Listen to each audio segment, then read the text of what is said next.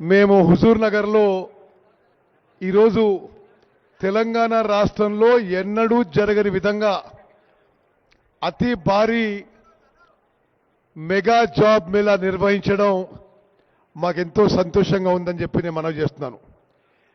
ఈరోజు ఉదయం ఇంటర్వ్యూస్ మొదలై ఇప్పటి వరకే 250 యువతకి 250 మంది యువతీ యువకులకి జాబ్ ఆఫర్ లెటర్స్ ఇవ్వడం జరిగింది. ఇప్పుడు వీలైతే ఈ మీటింగ్ ఆగానే కొన్ని జాబ్ ఆఫర్ లెటర్స్ ఇవ్వడం జరుగుతుంది.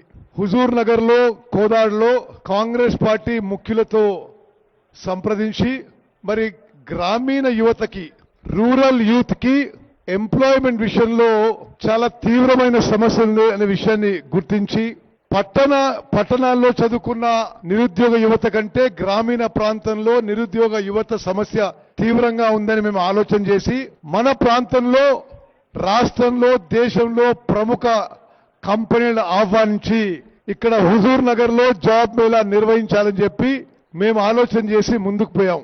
సింగరేణి కాలనీ సహకారంతో పరిశ్రమల శాఖ యొక్క డీట్ వారి సహకారంతో సుమారు ఈ రోజు ఇక్కడికి రిక్రూట్మెంట్ చేసుకోవడానికి 275 కంపెనీలు వచ్చినాయి. ఉదయం 9 గంటలకు మొదలు పెట్టుకొని రాత్రి 9 గంటల వరకు ఇంటర్వ్యూస్ కొనసాగుతాయి.